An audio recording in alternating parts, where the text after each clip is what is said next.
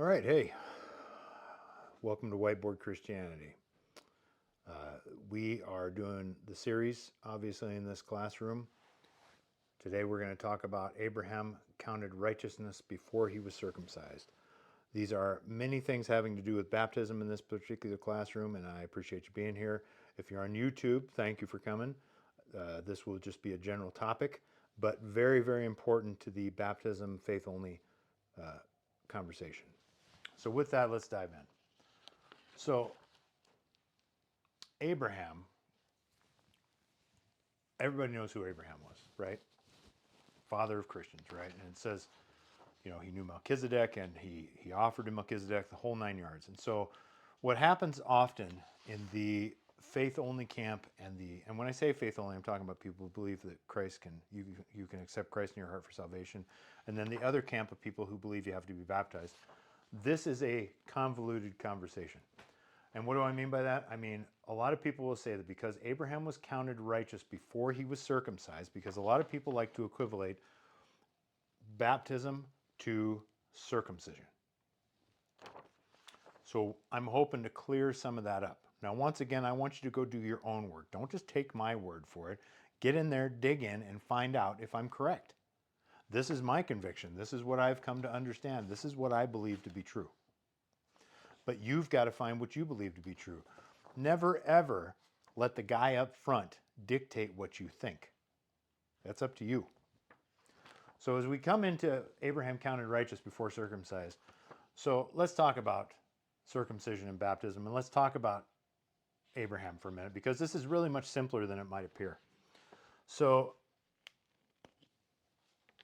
see, I really think what happens here is that the argument confuses being counted righteous with entering a covenant. So let's talk about that. So in Genesis 15, 15:6, it says, "Then he believed in the Lord, and he reckoned it to him as righteousness." So we see that in Genesis 15. This is where the righteous part happens, right? We'll just say righteous. Okay, that's where righteousness happens. Now in Genesis 17, circumcision happens.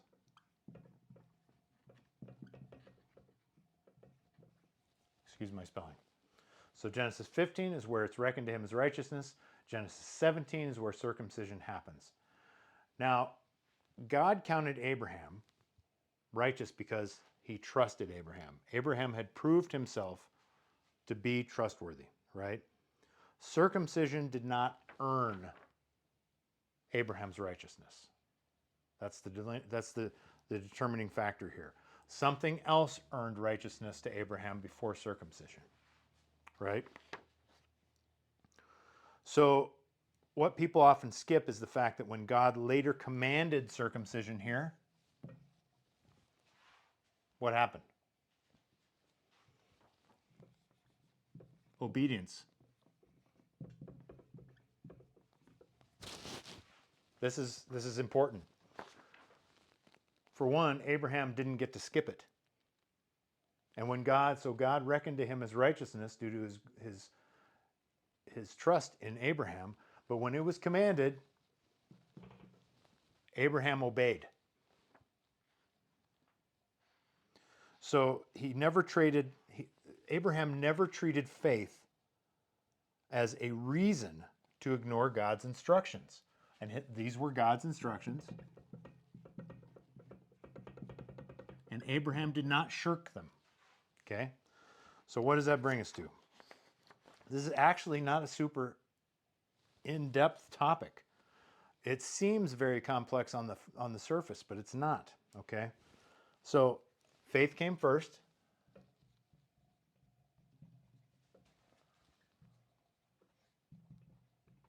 Right?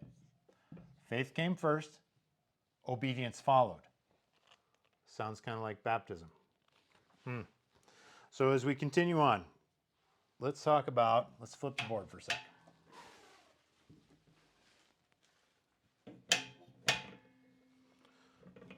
By all rights,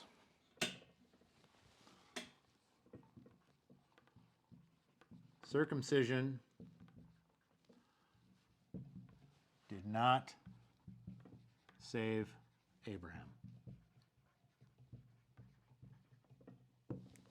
And I think most people would agree with that. Circumcision did not save Abraham. It was a sign marking participation in God's covenant people. Okay? Let me repeat that. It was a sign marking participation in God's covenant people. Okay? So what if someone refused it? Well, Genesis... Oh, got to get my big curve there. So Genesis 17:14 states that the person shall be cut off.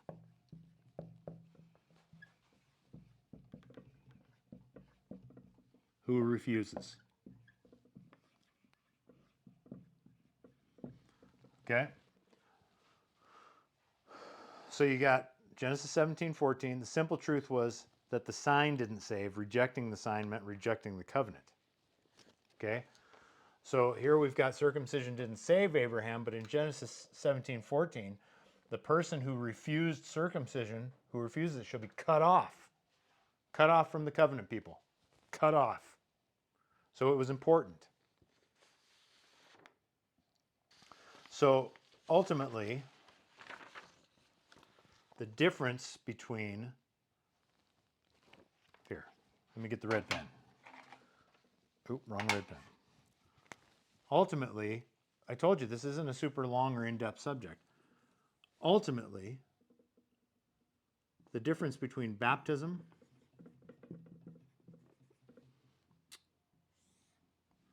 and circumcision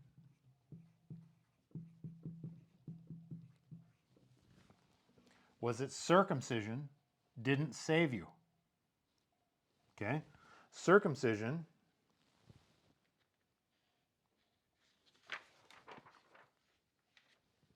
wasn't optional, but it didn't save. Okay? This had to do with covenant. Baptism, on the other hand, saves. Now, you can sit here and say that it doesn't save all you want to, but 1 Peter 3:21 makes it abundantly clear, and corresponding to that, baptism now saves you. And we're not going to get into it right now, but it's not spirit baptism. It's not any of that nonsense. It's very plain because it says, and corresponding to that, baptism now saves you, not the removal of dirt from the flesh, but an appeal to God for a clean conscience. We're talking about water. Not spirit baptism, not Holy Spirit baptism, not baptism in the Spirit. We're talking about water.